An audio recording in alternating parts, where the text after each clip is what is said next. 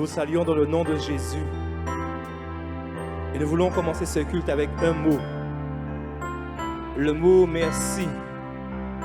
Nous nous rappelons de la guérison des 10 lépreux où Jésus a guéri 10 hommes. Mais malheureusement, un seul est revenu vers Jésus pour lui dire ce mot merci. Et ce matin, nous voulons être de celui-là. Et nous voulons dire également ce matin ce mot à Jésus. Nous voulons lui dire merci. Merci d'un cœur reconnaissant. C'est ce que nous voulons te dire ce matin, Jésus. Merci d'un cœur reconnaissant. Merci au Seigneur 3 fois saint. Merci car il a donné Jésus-Christ, son Fils. Merci d'un cœur reconnaissant. Merci au Seigneur 3 fois saint. Merci car il a donné Jésus-Christ, son Fils. Maintenant, le faible dit je suis fort. Le pauvre dit je suis riche. Dieu a fait de grandes choses pour nous. Maintenant, le faible dit je suis fort. Le pauvre dit je suis riche. Dieu a fait de grandes choses pour nous. Merci. Oui, Seigneur. Merci. On va reprendre ce chant de tout notre cœur. Merci d'un cœur reconnaissant. Merci au Seigneur 3 fois saint. Merci car il a donné Jésus-Christ, son Fils. Merci d'un cœur reconnaissant. Merci au Seigneur 3 fois saint. Merci car il a donné Jésus-Christ, son Fils. Maintenant, le faible dit je suis fort. Le pauvre dit je suis riche. Dieu a fait de grandes choses pour nous. Maintenant, le faible dit je suis fort. Le pauvre dit je suis riche. Dieu a fait de grandes choses. Encore une fois, maintenant. Maintenant, Oui, Seigneur. le faible dit Oui, Seigneur, je suis fort, Seigneur. Le pauvre Oui, tu peux le dire. Je suis riche en Jésus. Dieu a fait de grandes choses. Réalise cela. pour Nous voulons le dire encore. Maintenant. Oui, nous proclamons ce matin, Seigneur, que je suis fort. Je proclame ce matin, Seigneur, Dieu a fait de grandes choses pour et nous disons merci. Merci. Avec nous, nous disons merci. Merci. Là où tu es, nous disons merci à notre Dieu. Merci. Merci. Encore une fois, nous insistons une dernière fois. Merci. Merci.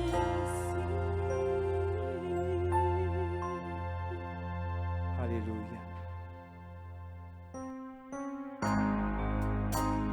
Ce matin, nous voulons chanter la croix. Lorsque nous lisons dans le livre de Luc, Luc 23 au verset 41, il est dit, il était environ la 6e heure. Il y eut des ténèbres sur toute la terre jusqu'à la 9e heure. Le soleil s'obscurcit, le voile du temple se déchira par le milieu. Jésus s'écria d'une voix forte, Père, je remets mon esprit entre tes mains. Et en disant ces paroles, il expira. Nous voulons dire merci à Jésus, merci pour la croix, parce qu'il a été jusqu'au bout pour nous. C'est ce que nous voulons chanter avec vous. Merci pour la croix. Merci pour la croix, pour le prix payé, car tu t'es donné sans rien retenir. Précieux Jésus, précieux Jésus, ils sont pardonnés nos nombreux péchés, couverts par ton sang, ils sont oubliés. Merci Jésus, merci Jésus. Et ensemble, nous disons à toi mon amour, À toi mon amour, tout mon cœur Seigneur. tout mon cœur, Seigneur, je ne comprendrai jamais pourquoi tu m'aimes. Oui, tu es mon bonheur. Tu es mon bonheur, ma suprême joie. Mais voici le plus grand miracle à mes yeux, c'est que je fais ta joie. Nous allons redire merci pour la croix. Merci pour la croix, pour le prix payé, car tu t'es donné sans rien retenir. Précieux Jésus, précieux Jésus, ils sont pardonnés nos nombreux péchés, couverts par ton sang, ils sont oubliés. Merci Jésus, merci Et Jésus. tous ensemble, nous disons à toi mon amour. À toi mon amour, tout mon cœur Seigneur, je ne comprendrai jamais pourquoi tu m'aimes. Tu es mon bonheur, ma suprême joie. Mais voici le plus grand miracle à mes yeux, c'est que je fais ta joie. Nous allons dire c'est pour nous guérir. C'est pour nous guérir que tu as souffert. Tu as pris nos peurs, donné ton amour. Précieux Jésus, précieux Jésus, tout est accompli. Tu as triomphé, tu peux nous sauver si parfaitement. Merci Jésus, merci Jésus. Alors à toi mon amour Seigneur. À toi mon amour, tout mon cœur Seigneur, je ne comprendrai jamais pourquoi tu m'aimes. Tu es mon bonheur, ma suprême joie. Mais voici le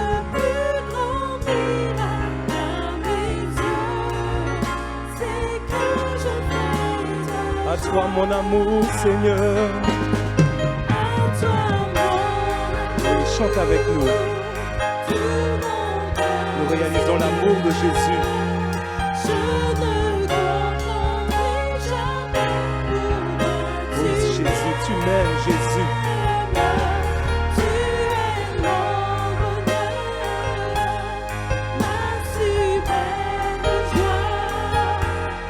Mais voici le plus grand miracle à mes yeux, c'est que je fais ta joie. Tandis que la musique continue, nous commençons à t'élever, Jésus. Nous commençons à te bénir, Jésus. Dans nos maisons, nous te bénissons, Jésus. Oui, tu es mort, Jésus, afin que par tes meurtrissures, nous soyons guéris. Et nous voulons te bénir ce matin, Seigneur. Nous voulons, là où nous sommes, t'élever et te dire merci pour la croix, Jésus. Merci parce que tu as été jusqu'au bout pour que nous soyons libres. Pour que nous soyons libres ce matin d'adorer le Père, d'adorer le Fils. Alors merci, Jésus. Merci pour la croix. Et en effet, à toi, mon amour, tout mon cœur, Seigneur, plus qu'un chant, c'est ce que nous voulons te dire avec notre cœur. Merci pour la croix. Merci pour la croix, Jésus. Alors nous voulons encore te dire une dernière fois, Jésus. À toi, mon amour, Papa. Tout mon cœur, Seigneur. Oui, nous t'élevons, Seigneur. Sois béni, sois béni. Une dernière fois, nous disons à toi, mon amour.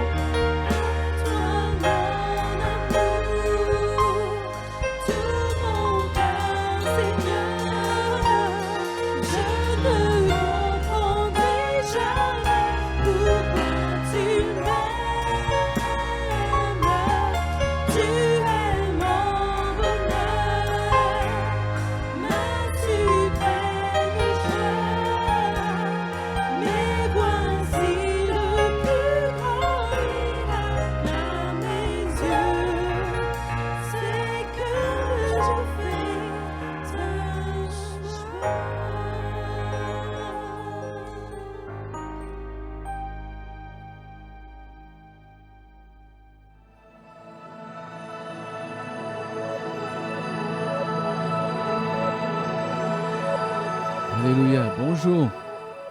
Merci Seigneur pour ce temps passé, merci pour les frères et sœurs, les musiciens, ce temps passé à chanter, à louer Dieu. Ça fait du bien, bien-aimé, de considérer, de réaliser qui nous sommes, de réaliser que nous appartenons à Dieu et que nous avons dans nos cœurs une espérance bénie, glorieuse, quelque chose que nous faisons tout pour que le monde ne nous enlève pas, que les problèmes, les circonstances ne nous enlèvent pas ce privilège et cette grâce. Et c'est là le combat, je comprends mieux quand Paul dit à Timothée, combat le bon combat de la foi.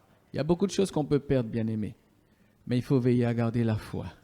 Et quand on dit garder la foi, il faut qu'il y ait les éléments dedans, il faut vraiment qu'il y ait les éléments clés, parce qu'il y a des choses qu'on peut ne pas obtenir, mais la question de notre salut, nous devons veiller à ne laisser personne nous voler cette grâce et ce privilège. Amen. Nous avons chanté tout à l'heure, merci pour la croix. Est-ce qu'on peut afficher les paroles du chant, s'il vous plaît? Merci pour la croix, merci pour le prix payé. Il y a tellement de belles choses qui sont dans ce chant. Nous chantons, c'est vrai, et nous devons toujours prendre le temps de considérer les paroles. Merci pour la croix, pour le prix payé, car tu t'es donné sans rien retenir, précieux Jésus. Le chant dit encore, ils sont pardonnés, nos nombreux péchés, couverts par ton sang. Ils sont oubliés, merci Jésus. Qu'est-ce qui est dit encore dedans? C'est pour nous guérir que tu as souffert, tu as pris nos peurs, donné ton amour, précieux Jésus. Tout est accompli.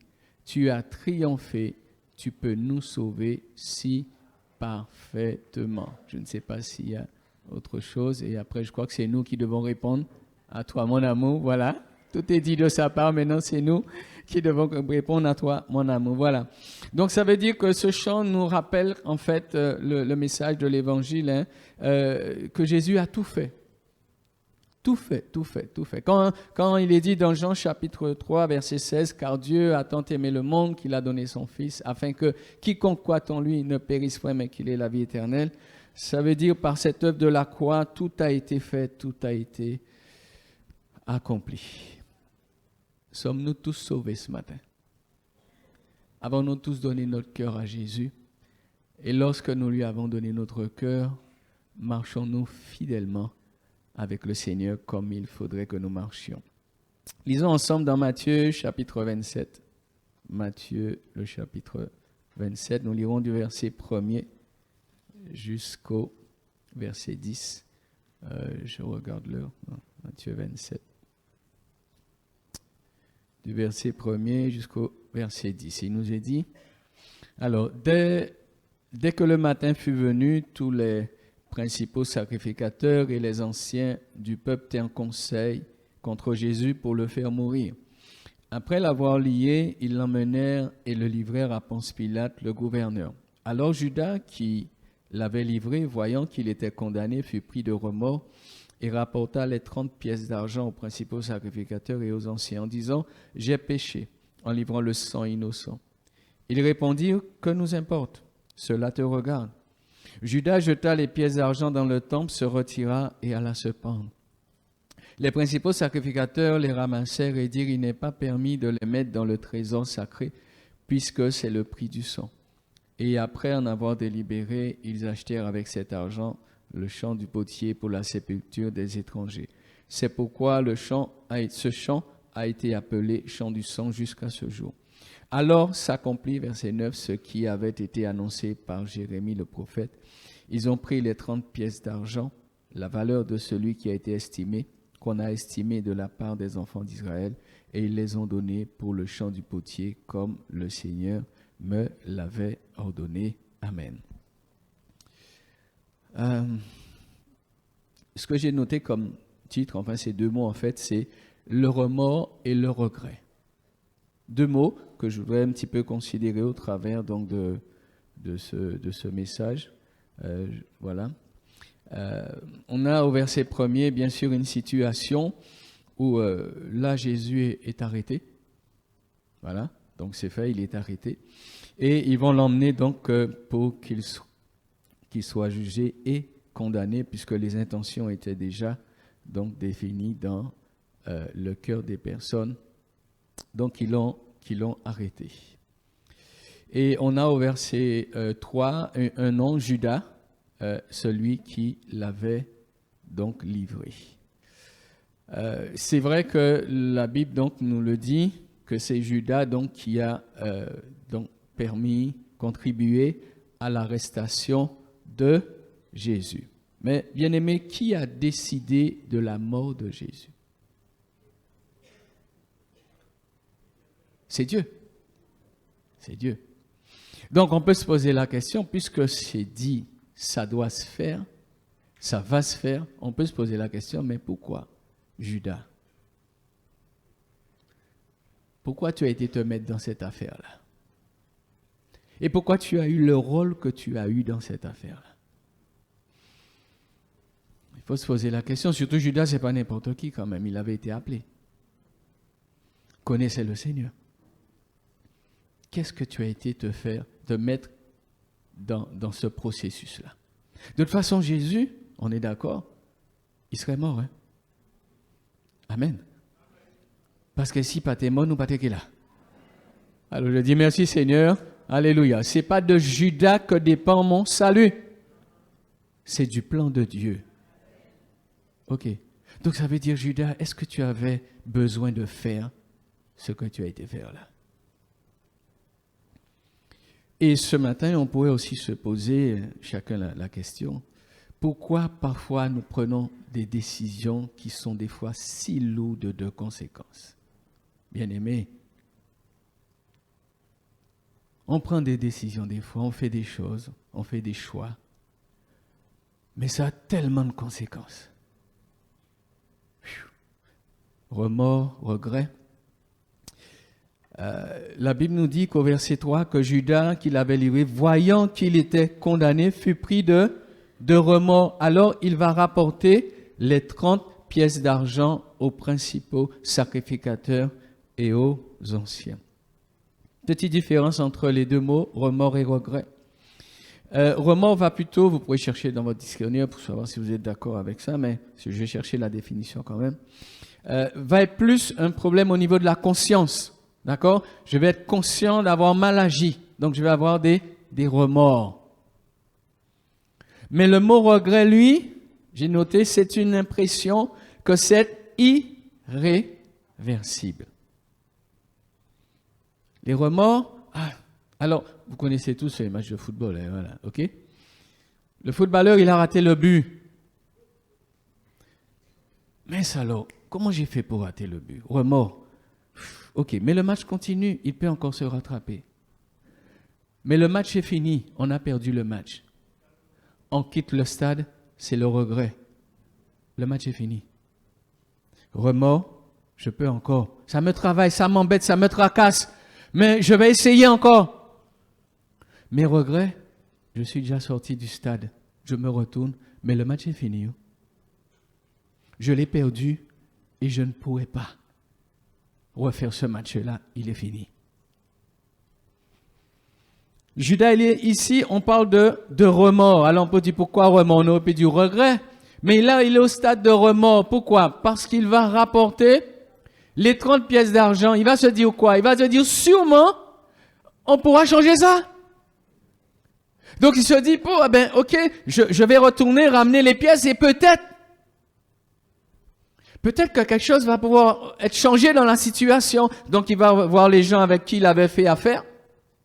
Et il va leur ramener donc les 30 pièces d'argent. Et même au verset 4 en disant, j'ai péché en livrant le sang innocent. Il répondit, que t'importe, cela te regarde.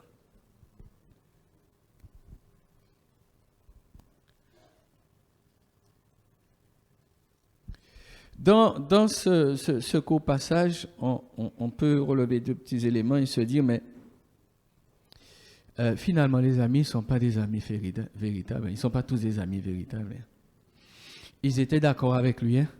Hein? Ils ont fait affaire. Mais quand le problème est là et qu'ils retournent vers eux, nous pas Adam. Et là, Judas, wow. Des fois, on dit ça aux enfants. Les parents, le plus souvent, ils ont déjà quand même expérimenté la question des amis. On dit aux jeunes, on dit à nos enfants, attention, il y a des amis et amis. Mais il n'y a pas avec tant. Hein? Qu'est-ce qu'on voit aujourd'hui, bien-aimés? Des fois, c'est parents étrangers, quand étrangers, des fois, c'est des mondes qui connaissent Dieu. Hein? Mais ils ont fait affaire ensemble. Et quand ça ne marche pas, nous pas attendre pour langue. On ne sait pas parler. On ne sait pas se mettre d'accord. Bon, ça n'a pas été, ok, on essaye de... Non. Bien-aimé, c'est assez difficile aujourd'hui. Le Seigneur nous dit dans sa parole, dans Matthieu chapitre 24, que dans les derniers temps, l'amour du plus grand nombre se refroidira, mais il dira aussi que l'iniquité va s'accroître. Et on le voit déjà.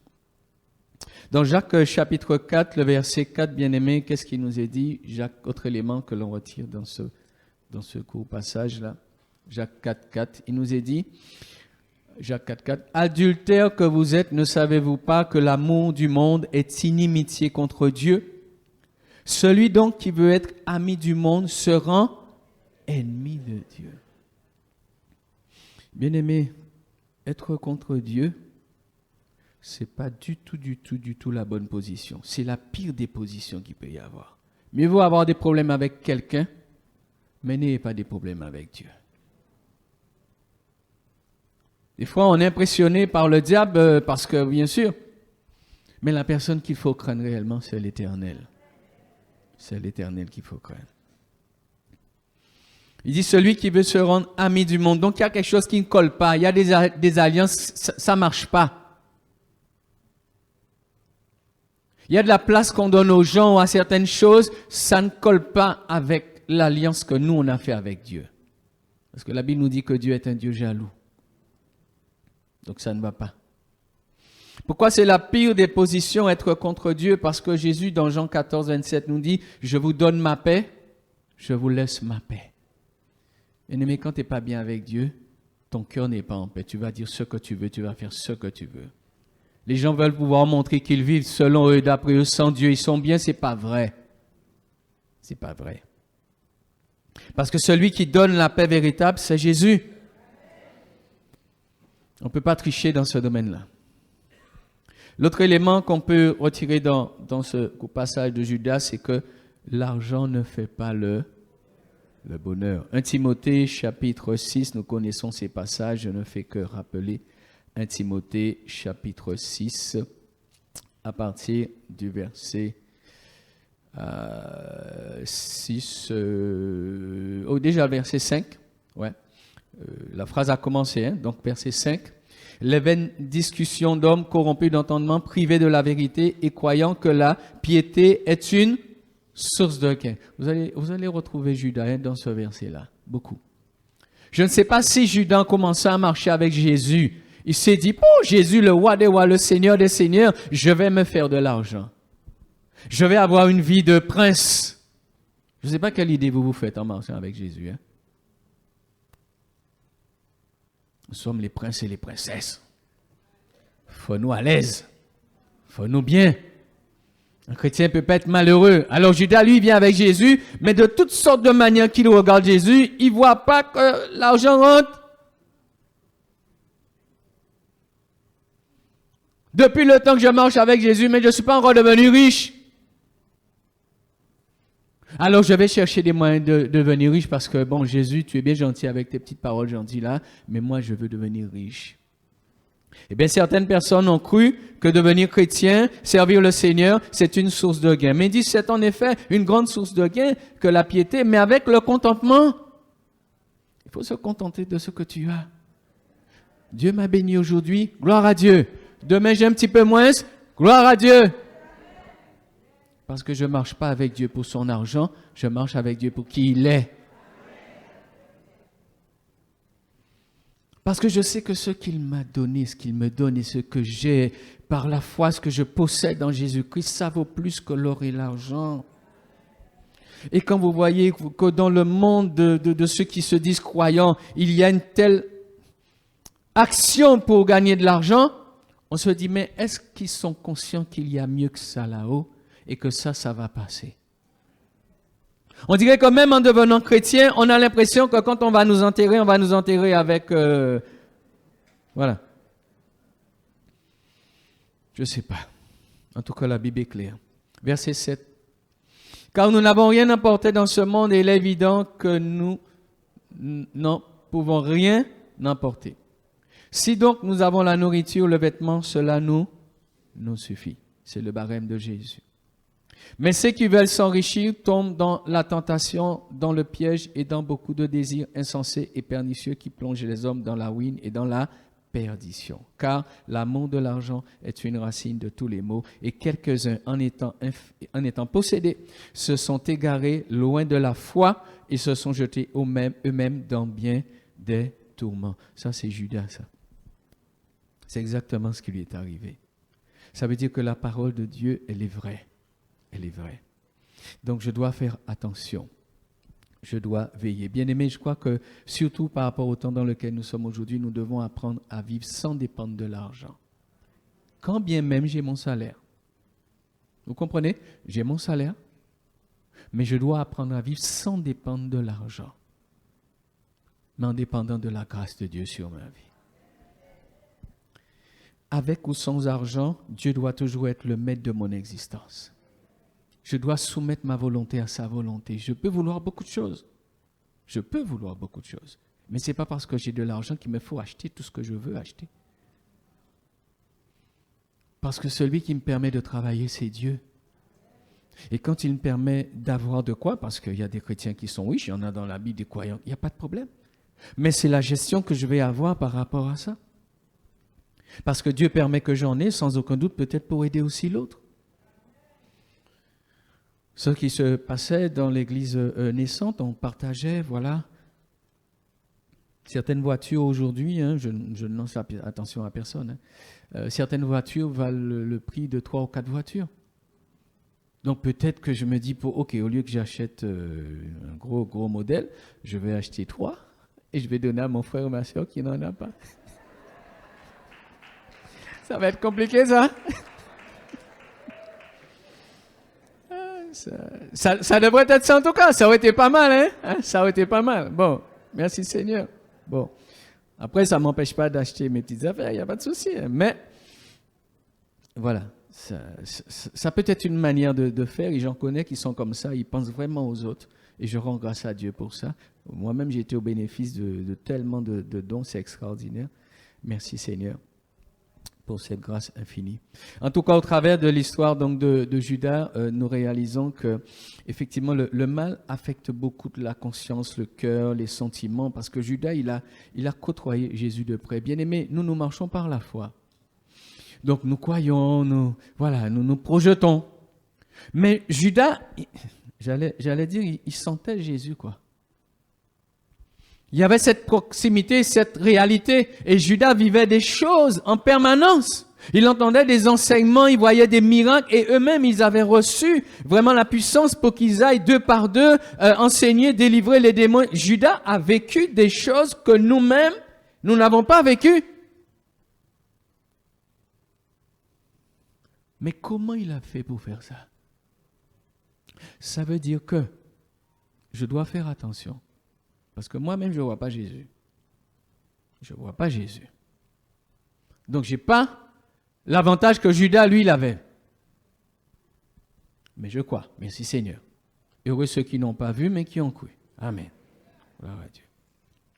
Et c'est pourquoi la question des miracles, prions que Dieu fasse des miracles. Moi, je prie que Dieu fasse des miracles parce que j'ai besoin que Dieu confirme sa parole. Mais je ne prie pas pour voir des miracles. Vous comprenez la différence? Je n'ai pas envie de croire simplement parce que je vois des miracles. Non. Ça ne va pas être bon. Parce que Judas, il en a vu, hein? Il a été même acteur. Mais bien aimé, on dirait qu'il y a quelque chose qui n'a pas pris place dans Judas. Et on peut être très content de vivre quelque chose de formidable avec Jésus. Il m'a guéri, il a guéri mon enfant, mon épouse. Mais une fois que la guérison est là, c'est passé. Je continue à avancer. Et malheureusement, j'ai tendance à oublier le miracle de hier. Parce que quand je suis à nouveau dans un problème, je tombe encore en dépression. Parce que je dis, Seigneur, un problème. Mais normalement, si le miracle de hier avait fait un travail, devant le nouveau problème, je devrais quand même être un petit peu plus solide quand même, hein? Ça veut dire que le miracle, parfois, il me fait du bien, il m'encourage et je dis, Seigneur, permets-nous de voir ta gloire parce que ça va encourager encore notre foi. Mais j'ai besoin de laisser chaque chose à leur place puisque j'ai des témoignages dans la Bible et nos propres témoignages pour dire que nous sommes des auditeurs oublieux.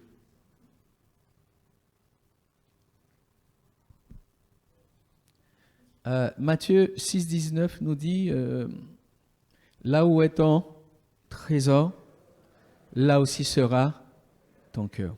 En fait, le vrai problème, c'est de définir où se situe mon cœur. Qu'est-ce qui est un trésor pour moi? Le vrai problème et le combat de la foi, c'est pas seulement de saisir le secours de Dieu par rapport à des situations que je vis, mais c'est de veiller que depuis ma conversion, quand Jésus a touché mon cœur, quand Jésus est venu dans ma vie, de veiller à ce que toujours il soit le seul trésor de mon cœur.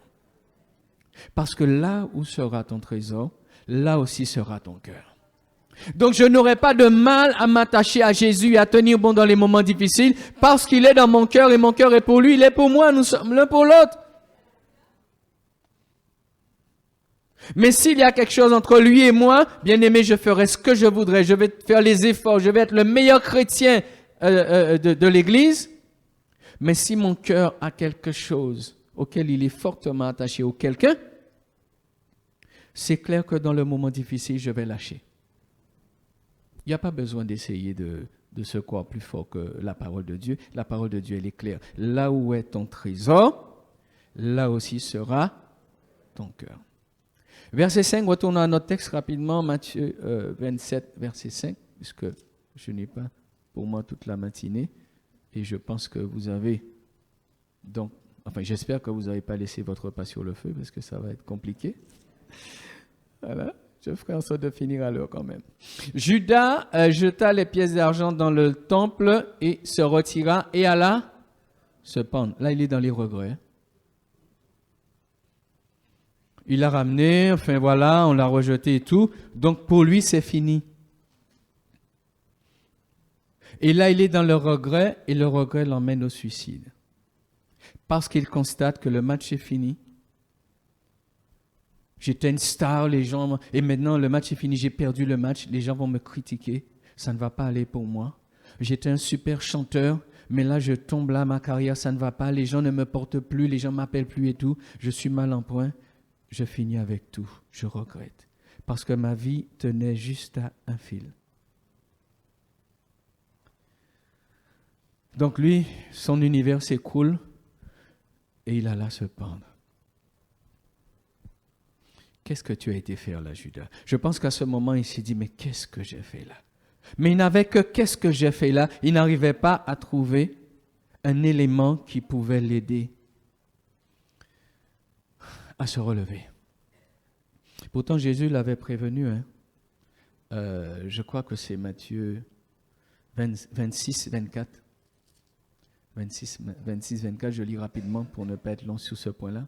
Le Fils de l'homme s'en va selon ce qui est écrit de lui, mais malheur à l'homme par qui le Fils de l'homme est livré, mieux vaudrait pour cet homme qu'il ne soit pas né. Et Judas va dire au verset 25, Judas qui le livrait prit la parole et dit, est-ce moi, Rabbi? Jésus lui dit, il répondit, tu l'as dit. Jésus lui dit que l'homme qui va livrer Jésus, ça va aller mal pour lui. Il dit, c'est moi, Seigneur, c'est à moi que ça va arriver. Jésus lui dit, oui, c'est bien toi. Le gars, il ne réagit pas. Tu entends quelqu'un te dire, ne fais pas ça, et tu sais que ce n'est pas bien ce que tu vas faire là, mais tu le fais quand même.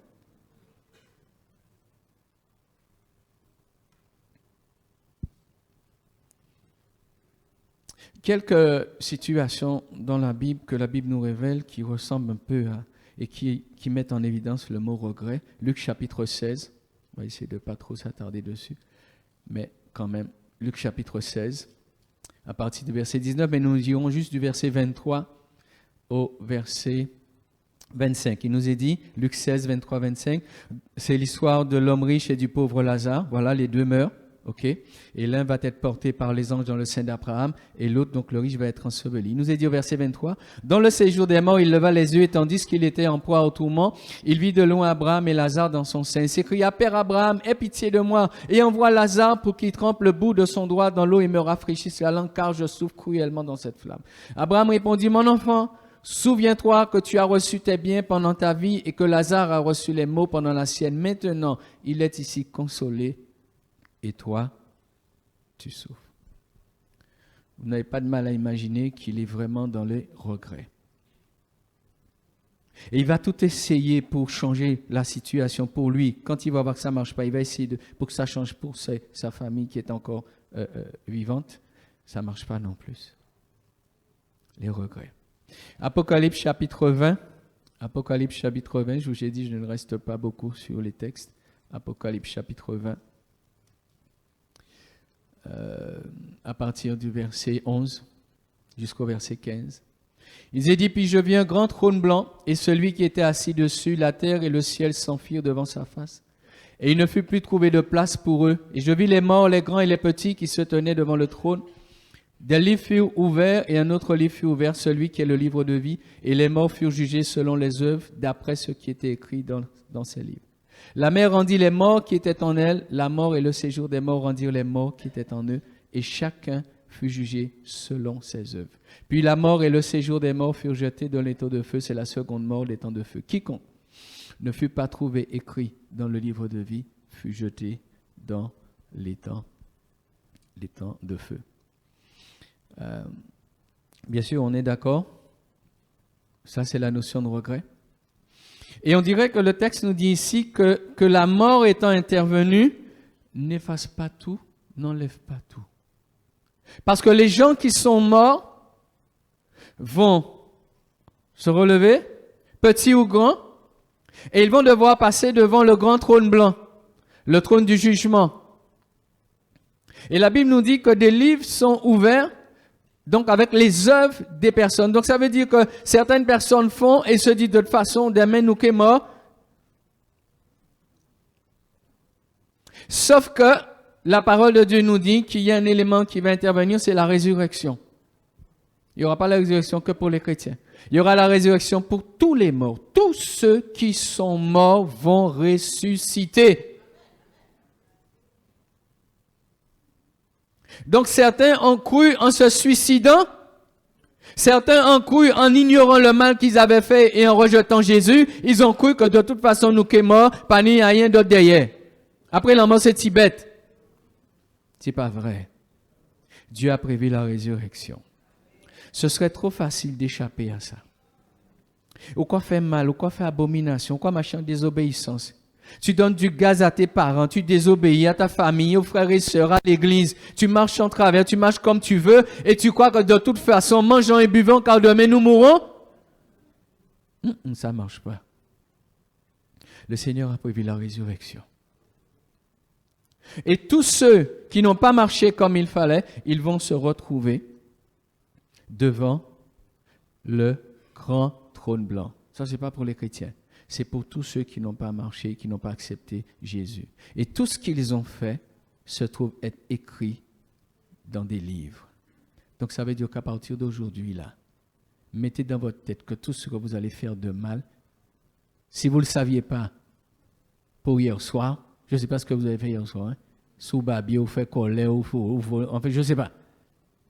Mais il faut se dire que c'est écrit.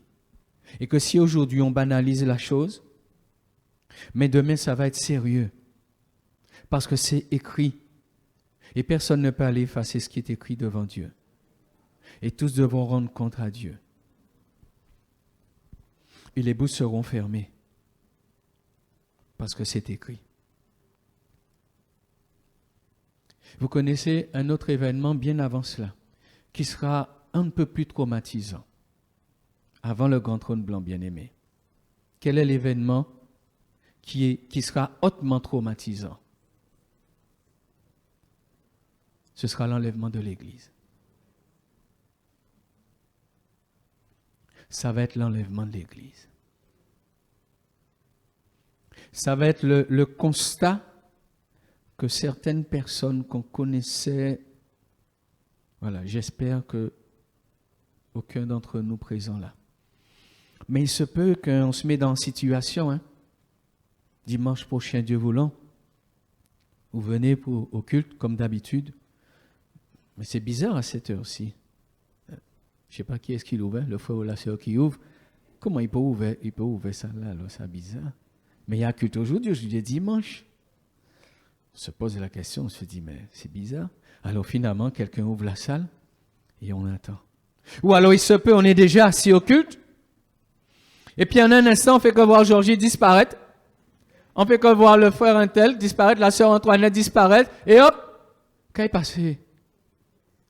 Oh, il y a eu toilette, hein, pas vrai? Lisons 1 Corinthiens 15, 51. 1 Corinthiens 15, 51. 1 Corinthiens 15, 51. Il nous est dit, 51, 52. Voici, je vous dis un mystère, nous ne mourrons pas tous, mais tous seront changés.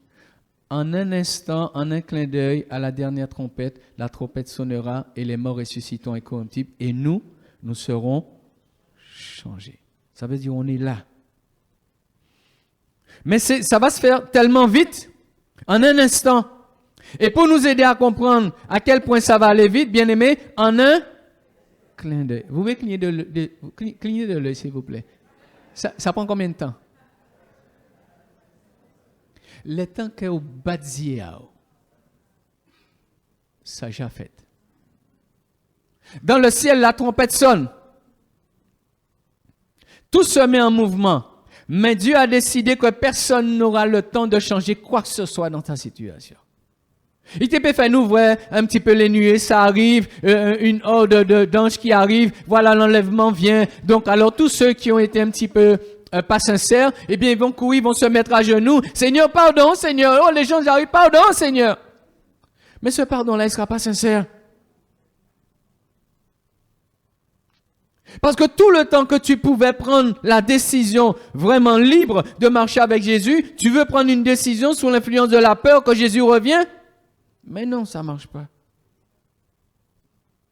Et c'est pas parce qu'on voit des événements que tout le monde va venir se cacher ou bien chercher Dieu ou bien je ne sais pas quoi. Vous avez vu en période Covid, à ce qui paraît, c'est le moment où les gens achètent plus de Bibles que jamais.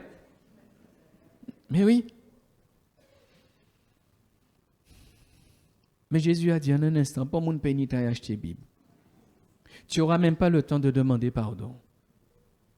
Et si tu avais fait du mal à ton frère, à ta soeur, même ta femme ou ton épouse qui est à côté de toi, de toute façon, qu'un constaté pas là encore, la Bible nous dit dans un même lit, l'un sera laissé, l'autre pris. En un instant, Adam badié. Et là, des chrétiens vont regretter. Je ne parle pas des gens du monde. Des personnes baptisées vont regretter parce qu'ils savent. Mais pendant qu'ils marchaient avec Dieu, c'était leurs aspirations et les aspirations du monde.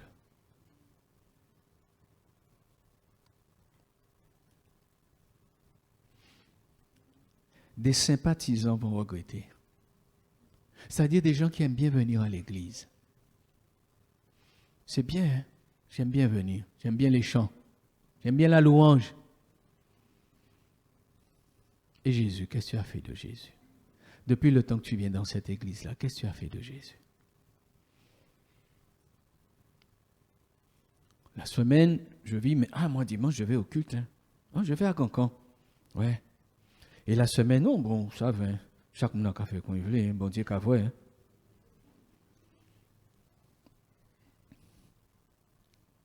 On se demande vraiment comment Judas et comment des personnes qui entendent l'évangile à chaque fois qu'ils sont à l'église, sur YouTube, à la radio, maintenant à la télé, partout l'évangile, partout l'amour de Jésus, la bonté de Jésus. Et nous l'avons chanté, Seigneur, c'est pour nous sauver, c'est pour nous guérir. Tu as tout pris, Seigneur, tu as tout donné, Jésus. Mais tu chantes ça, tu entends ça, mais pourquoi ton cœur ne s'ouvre pas à Jésus? Judas a vécu ça. En direct. Mais à aucun moment, le cœur de Judas ne s'est ouvert. À aucun moment, le cœur de certaines personnes. Mais aussi les persécuteurs, bien-aimés, parce que marcher avec Jésus, ce n'est pas évident. Donc j'encourage tous les chrétiens qui marchent avec Jésus, même dans la douleur. Persévérez, bien-aimés. Ne vous arrêtez pas en chemin. Parce que demain, vos persécuteurs, vos opposants, ils vont dire, mais il tenait raison, hein. Il m'avait dit que Jésus allait venir et qu'un jour, ils allaient être enlevés. Je n'ai pas cru, au contraire, en tout cas, j'y baille gaz, en tout cas, fait j'y avais. Mais si moi qui sais ça, je donne plus de crédit à la moquerie, au point que je n'ai pas envie de marcher avec Jésus ou je m'arrête de marcher avec Jésus, bien aimé, mais je suis pire que la personne. Un jour, Dieu va faire à la personne qui t'embête voir que ta foi, elle est fondée sur un Dieu vivant et vrai. Mieux vaut prendre gage de là, mais vous savez demain ou tranquille. Mieux vaut dans une situation difficile, mais dans ton cœur, il y a la paix de Jésus. C'est pas parce que les gens s'amusent, c'est pas parce qu'ils sont méchants, ils sont moqueurs qu'ils ont raison. Parce qu'il y a une tendance, il y a tellement certains de positions ailleurs. Bon Dieu, là ça. Mais vous, force certaines des positions aussi. Il faut savoir qui mounouillé. Comment se fait-il que le mal triompherait du bien? Ça n'a pas de sens. Comment se fait-il que l'espérance que Jésus a mis dans ton cœur, quelqu'un va réussir à enlever ça là? Alors que Jésus te dit, je suis avec toi tous les jours pour entretenir cette flamme dans ton cœur, pour t'aider dans ta marche. Comment tu vas faire laisser quelqu'un qui ne connaît pas la vérité à réussir à te déstabiliser? Comment une situation difficile, un manque d'argent va réussir à te faire perdre tous les trésors et les richesses du ciel? Le monde est en mouvement, les gens sont chauds parce qu'ils n'ont pas d'espérance. C'est ça le problème du monde. Apocalypse chapitre 14, verset 9. Apocalypse chapitre 14, verset 9. Nous lirons jusqu'au verset 12. Apocalypse 9, jusqu'au verset 12. Et un troisième ange les suivit en disant d'une voix forte, si quelqu'un adore la bête et son image, et reçoit une marque sur son front ou sur sa main, il boira lui aussi du vin de la fureur de Dieu versé sans mélange dans la coupe de sa colère. Il sera tourmenté dans le feu et le soufre, devant les saints anges et devant l'agneau. Et la fumée de leur tourment monte au siècle des siècles, et ils n'ont ni repos, ni jour, ni nuit, ceux qui adorent la bête et son image, et quiconque reçoit la marque de son nom. C'est ici la persévérance des saints qui gardent les commandements de Dieu et la foi de Jésus. Une fois que l'Église est enlevée, le monde va partir dans une première période, on dit la 70e semaine prophétique de Daniel, ça dure 7 années qu'on connaît. Et après ces 7 ans, on va se retrouver dans la période du millénium. Alors certains pourraient se dire, bon, j'ai raté l'enlèvement, ok, voilà, mais je vais chercher à tenir bon maintenant, je vais persévérer maintenant, je vais m'accrocher jusqu'à ce que le règne de paix de 1000 ans de Jésus arrive. Mais cette période sera si difficile, bien-aimés, si angoissante, et la menace sera si grande sur ceux qui ne vont pas s'incliner devant l'Antéchrist, que le Seigneur prévient. Il dit, si jamais tu acceptes la marque de la bête sur ton front, sur ta main, alors moi je te rejette. Donc ça va être quelque chose de tellement terrible. Je ne souhaite à personne d'être là à ce moment-là. Parce que Dieu lui-même dit, il n'y aura pas de compassion pour toi. L'ennemi de ton âme qui sera en domination n'aura pas de compassion pour toi. Qu'est-ce que tu vas faire? Si jamais tu t'inclines parce que tu vas dire, bon, ben je vais prendre là, c'est juste un signe, juste une marque de la bête, il n'y a pas de problème, Dieu connaît mon cœur, il voit que je l'aime, mais c'est trop dur, je suis obligé de prendre. Parce que tu ne pourras ni acheter ni vendre sans avoir la marque de la bête. Et on est Timon. Et vous-même, vous faites.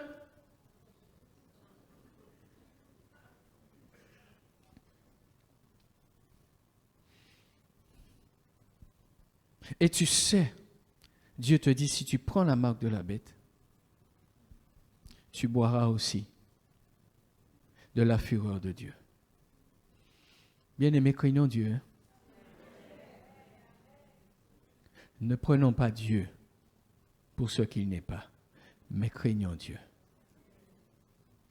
Moi, je prie Dieu de m'aider. Parce qu'on est bien quand Dieu nous fait du bien. Mais quand ça ne va pas, ou quand ça va très bien, on est à l'aise, est-ce qu'on pense à Dieu?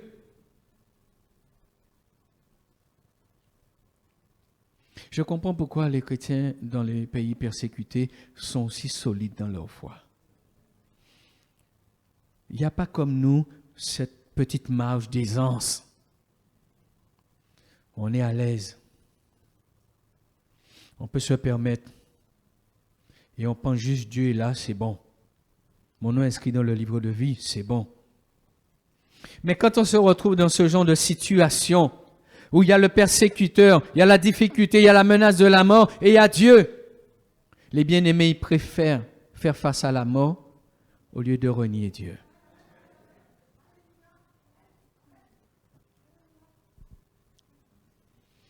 Bien-aimés, bizarrement, plus le retour du Seigneur approche, plus je ne comprends pas l'attitude des chrétiens que nous sommes. Je ne sais pas. Plus le retour de Dieu approche, moins on voit forcément qu'il y a cette application à faire attention. Retournons à notre texte pour terminer, verset 6 de Matthieu 27. Matthieu 27, verset 6.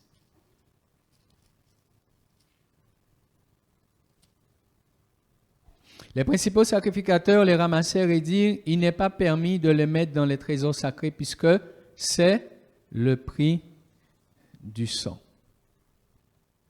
Donc, ils vont refusé parce que cet argent pour eux était entaché spirituellement parlant.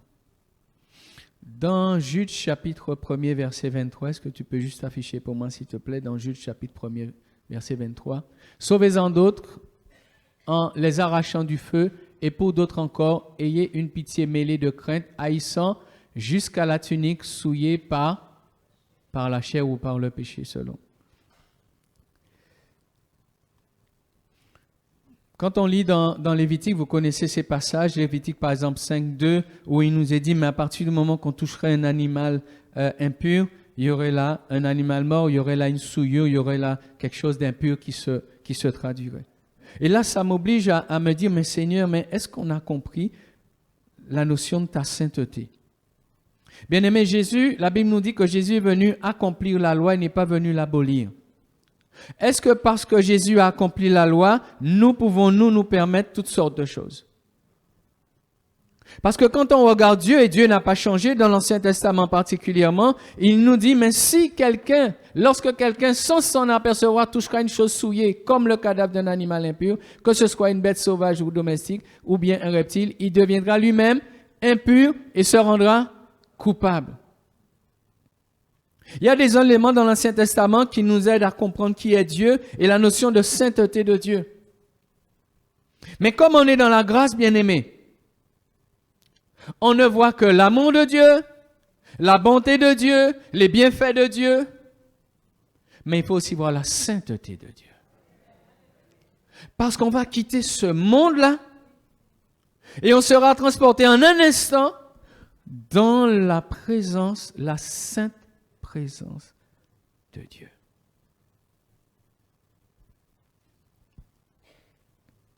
Je préfère nous faire vivre ces moments-là tranquillement comme ça, pas à pas là, parce que nous savons dans quel temps nous vivons, bien-aimés. Et quand le jeune homme a été tué, le fils du frère Henri et de son épouse, quand dernièrement aux États-Unis, j'ai vu que dans un camp chrétien, l'eau est montée, la rivière a emporté beaucoup d'enfants. Il y a eu une tempête, l'eau est montée en peu de temps, de 8 mètres. Je me dis, Seigneur, attention, tu nous donnes un signal là. Je suis chrétien, je prie, je suis fidèle, je marche avec Dieu, mais ça ne veut pas dire que des problèmes ne vont pas m'arriver. C'est mon donc en chrétien. Il y a un séminaire, il y a un moment spirituel, il y a louer Dieu et ils trouvent leur mort là. Quand tu es parent, ça t'arrive. Comment tu te sens? Ton enfant est mort. Pire, il était en train de servir Dieu, de louer Dieu. Seigneur, tu ne nous protèges pas alors? On a réclamé le sang de Jésus sur la manifestation. On savait que les enfants allaient dans un camp, dans un séminaire. On a prié au nom de Jésus, Seigneur, que ta bénédiction soit là. Et une tempête passe. Et nos enfants sont morts. Si ta foi n'est pas accrochée comme celle d'Abraham, ça ne va pas être facile. Hein? Priez pour les bien-aimés qui perdent un enfant. Ils sont chrétiens fidèles, ils marchent avec Dieu.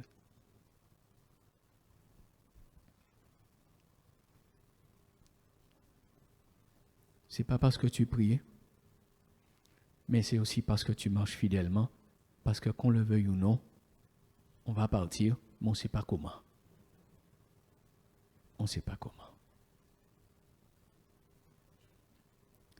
Je termine, versets 7 à 10. Et après avoir délibéré, ils achetèrent avec cet argent le champ du potier pour la sépulture des étrangers. C'est pourquoi le champ a été appelé champ du sang jusqu'à ce jour. Alors s'accomplit ce qui avait été annoncé par Jérémie le prophète. Les prophéties sont là pour annoncer ce qui va arriver. Mais ça ne veut pas dire que c'est Dieu qui voulait forcément que ça arrive comme ça. Il dit, voilà ce que va être la fin de Judas. Mais il n'a pas dit, lui, il voulait que Judas meure, il était haï Judas. Jésus n'a jamais dit ça. Et Jésus pourrait écrire une prophétie sur chacune de nos vies. Voilà comment il va faire ou elle va faire demain ou en sortant tout à l'heure par rapport à ce qu'il a entendu, par rapport au conflit, par rapport au problème, par rapport à la difficulté. Je sais déjà demain ce que toi, devant l'épreuve, devant la difficulté, ce que tu vas faire. C'est une prophétie. Mais Dieu n'a pas envie que tu te perdes. Je ne crois pas que Dieu voulait tuer Judas. Hein. Il n'y a pas de la haine dans le cœur de Jésus. Mais il savait que Judas n'allait jamais donner place à Dieu dans son cœur. Le Seigneur sait ceux qui sont réellement à lui. Hein. Mais ce n'est pas lui qui a rejeté ceux qui ne veulent pas marcher. Et ce matin, il y a une question à se poser pour peut-être plusieurs d'entre nous ce matin. Qu'est-ce que tu dois faire de Jésus? Est-ce que tu vas continuer à entendre parler de Jésus ou chanter Jésus seulement et continuer à vivre ta vie comme tu l'as vécu jusqu'à présent? Tu ne penses pas qu'il y a peut-être une décision à prendre? Tu ne penses pas qu'il y a peut-être maintenant une résolution au vu en plus des temps dans lesquels nous sommes là? On peut s'incliner, bien-aimé, on peut considérer la parole du Seigneur quelques instants. Je bénis Dieu pour tous les chants, ce qui s'est passé avant, parce qu'à chaque fois, ça ramenait à cette réalité du salut. Donc je pense quand même que Dieu a exprimé sa volonté ce matin. Il veut que plusieurs se ressaisissent, qu'ils ne se contentent pas de fréquenter ni l'Église ni Jésus, mais que plusieurs prennent la bonne décision. Jésus ne voudrait pas qu'il y ait des Judas encore, qui soient dans le remords ou dans le regret, quel que soit. Peut-être il y a des choses que tu as fait, tu es dans le regret, tu es dans le remords, enfin quel que soit le mot que tu emploierais, ou quel que soit le fait de dire « Ah, c'est passé, je ne peux plus rien changer à ça ». Mais nous avons affaire au Dieu vivant et vrai. Celui qui a tout accompli et qui peut, même si ta situation elle est passée, le match là il est fini, tu as raté le but, mais ta vie elle est encore là puisque tu entends ses paroles. Donc avec Jésus tu peux encore recommencer. Le sang de Jésus a coulé, mais c'est pour te purifier de tout péché. Donc il n'y a pas quelque chose ce matin qui serait dans ta vie que Jésus ne pourrait pas te pardonner. Mais la difficulté, elle est un seul endroit. Vas-tu, toi, ouvrir ton cœur à Jésus? Y aurait-il quelque chose qui serait plus important que Jésus là dans ton cœur ce matin? Que ce soit tu n'aies jamais donné ton cœur au Seigneur, ou que ce soit tu l'aies fait un jour, mais tu as donné la place à certaines choses. Je voudrais vous donner l'occasion ce matin simplement de prendre une décision que ça change dans votre vie. Nous sommes l'Église, Jésus est au milieu de nous, je suis juste un prédicateur. Mais comme nous le faisons et comme la parole de Dieu nous invite à le faire, l'apôtre Paul dit, contrains-les à rentrer. L'apôtre Paul dit à Timothée, annonce la parole en toutes circonstances, favorables ou non. Et invite les gens à rentrer, invite les gens à se décider. Donc c'est pourquoi en ce matin, je veux juste t'inviter à prendre cette décision, à ce que quelque chose change dans ta vie. Et je veux juste te demander à ta place ce matin, là où tu es, si tu estimes qu'il y a vraiment quelque chose de fondamental qui doit changer dans ta vie, nous allons prier avec toi, avec l'Église, nous allons prier avec toi. Lève simplement ta main à ta place là où tu es et nous allons prier Jésus. Je vois une main qui s'est levée. Si tu estimes que dans ton cœur, il y a des choses qui ont de la place, Jésus n'a pas encore la place, alors je t'invite simplement à lever ta main à ta place ce matin et nous allons prier là où tu es à ta place ce matin et nous allons réclamer la grâce de Jésus pour que quelque chose change dans ta vie ce matin. J'ai vu ta main, tu peux la baisser. Quelqu'un d'autre doit encore lever la main ce matin. J'ai vu ta main, tu peux la baisser. J'ai vu ta main, tu peux la baisser. Quelque chose doit changer, tu le sais, j'ai vu ta main. Les autres n'ont pas besoin de savoir, toi tu sais.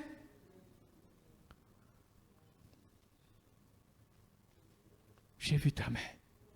Et si moi je l'ai vu en tant qu'individu, en tant qu'être humain, c'est que Dieu a vu ta main aussi, vos mains qui se sont levées ce matin, là où vous êtes ce matin. Et vous avez compris, j'ai vu ta main aussi. Et vous avez compris que c'est un moment important. Vous savez très bien que ce n'est pas entre moi et vous, mais c'est entre vous et Dieu ce matin. Vous le savez très très bien. Et ce n'est pas une question de maintenant, c'est une question aussi d'éternité. J'ai vu aussi cette main qui s'est levée. Merci Seigneur pour ces mains qui se sont levées. L'Église, nous pouvons prier pour ces bien-aimés, pour ces personnes qui sont levées leurs mains ce matin. Je vais vous inviter, vous qui avez levé vos mains pendant que nous prions, vous aussi priez à votre place. Tournez-vous vers Dieu. Fermez vos yeux, concentrez-vous sur lui. Parce qu'il est réellement présent dans ces lieux. Et placez devant lui, dites-lui, Seigneur, là dans votre cœur, tout ce que vous comprenez qui a pris sa place, ou là où vous réalisez qu'il n'a pas sa place, invitez-le à prendre sa place. Dites-lui maintenant, Seigneur, il faut que ça change dans mon cœur déjà. Et il faut que ça change aussi dans ma vie. Mais ce qui m'intéresse, ce n'est pas les circonstances de ma vie maintenant, mais c'est surtout ma propre vie, je veux qu'elle change. Je ne veux pas ressembler à Judas. Je ne veux pas ressembler à cet homme riche qui va regretter pour l'éternité. Et je ne veux pas me retrouver devant le grand trône blanc. Et je ne le fais pas par peur, Seigneur. Mais c'est parce que je comprends que c'est ton amour qui s'adresse à moi encore ce matin. Et je ne le fais pas par peur, mais je le fais parce que je réalise que tu m'aimes. Et je veux te dire, oui Seigneur, je veux de ton amour en moi, Jésus. Parce que moi aussi, je veux mieux t'aimer. Je veux mieux t'aimer. Je veux mieux t'aimer. Jésus. Église, prions pour eux maintenant.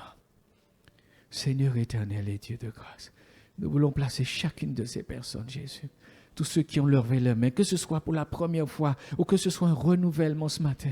Nous prions vraiment que ces engagements soient scellés dans le ciel, Seigneur Jésus. Qu'il y ait quelque chose de spirituel, quelque chose comme un miracle qui se passe dans leur vie ce matin. Qu'il y ait un changement, qu'il y ait une transformation véritable et profonde, Jésus. Que cette décision, que cette main levée que tu as vue, Jésus, puisse signifier un engagement, une alliance, Seigneur mon Dieu, avec toi ce matin. C'est pour que nous réclamons le sang de Jésus sur chacune de ces vies, Seigneur. Nous réclamons que l'œuvre de la croix devienne une réalité sur chacune de ces vies, Jésus. Qu'aucun ne ressorte ce matin comme il est venu au nom de Jésus. Et que le Saint-Esprit atteste à leur esprit que tu as pris note de leurs prières et de nos prières ce matin, Seigneur. Et que la paix qui surpasse toute intelligence soit déposée dans leur cœur et dans leur vie, de savoir qu'ils ont pris la décision qu'ils devaient prendre et que, Seigneur éternel, ils ne finiront pas comme Judas a fini, mais ils seront dans l'attente de ton retour prochain. Seigneur, nous te bénissons et nous te remercions pour cette grâce infinie, pour cette bonté immense, Seigneur mon Dieu. Nous te remercions de ce que le match de leur vie, Seigneur mon Dieu, n'est pas encore fini. Mais ils ont à nouveau maintenant du temps pour pouvoir réussir là où ils avaient échoué, Seigneur. Et pour sortir vainqueurs, plus que vainqueurs, dans le nom de Jésus. Amen.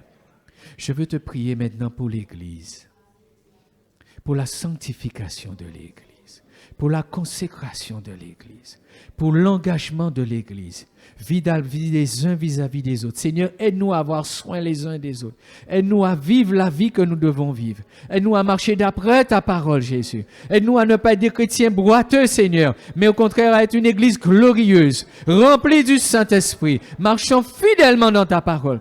Nous prions afin que nous soyons un impact pour cette génération. Nous prions pour ce monde perdu, Seigneur éternel. Et nous croyons que la lumière que tu as faite de nous et que tu as mis en nous, Seigneur, est suffisamment puissante pour briller, Seigneur, au milieu de n'importe quelle ténèbre, Seigneur. Alors merci de renouveler l'huile dans nos lampes encore ce matin et de permettre que notre flamme puisse brûler jusqu'à ce que tu reviennes, Père, au nom de Jésus. Amen. Alléluia. Que le nom du Seigneur soit béni, bien-aimé, et que la grâce de Dieu nous soit encore manifestée jour après jour. Je laisse la place à mon frère. Merci pour la croix, pour le prix payé, car tu t'es donné sans rien retenir. Précieux Jésus, précieux Jésus,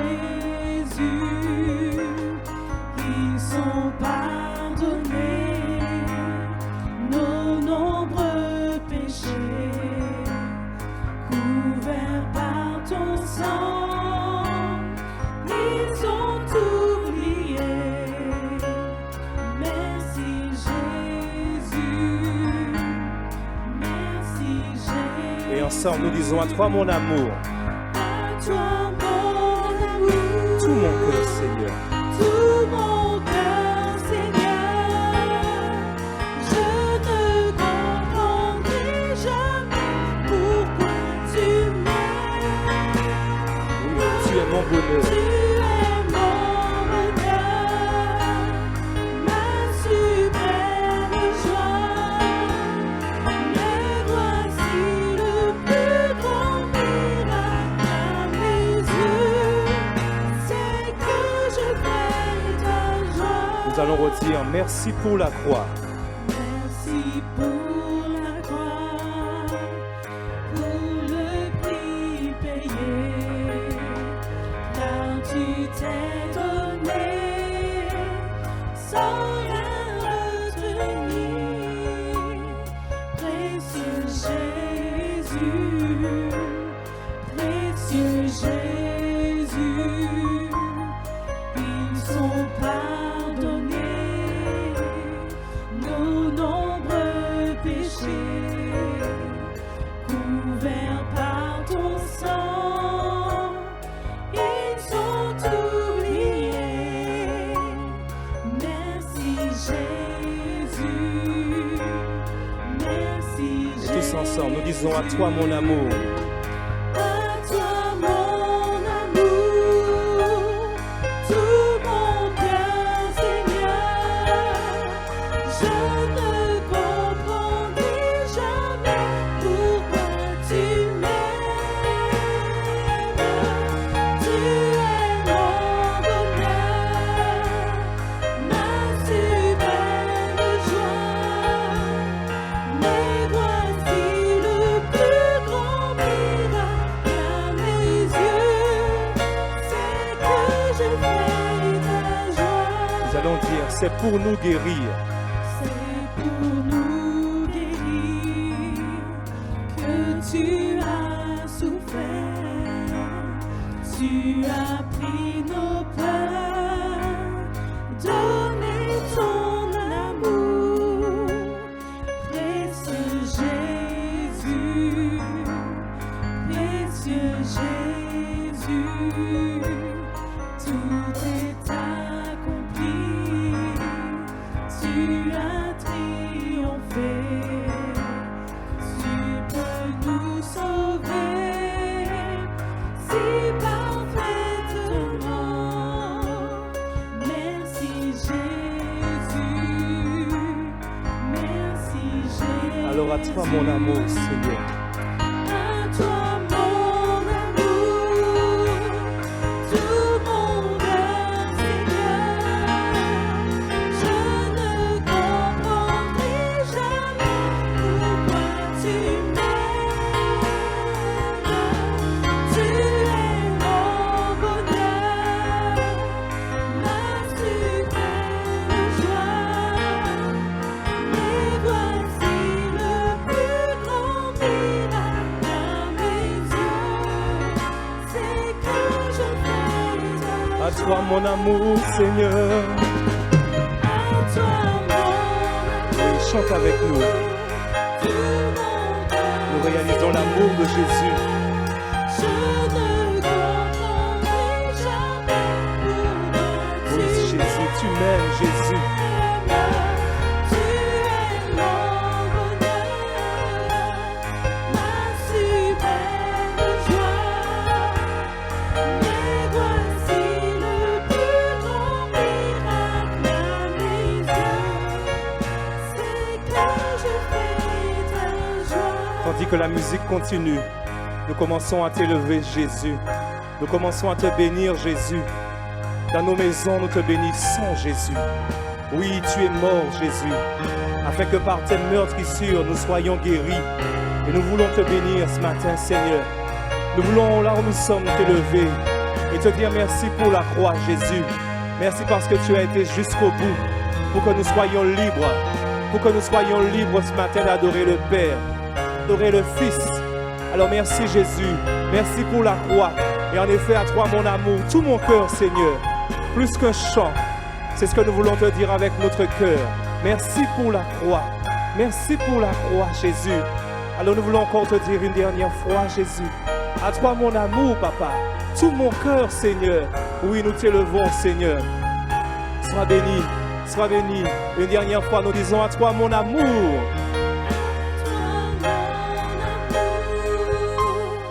Tout mon cœur, Seigneur,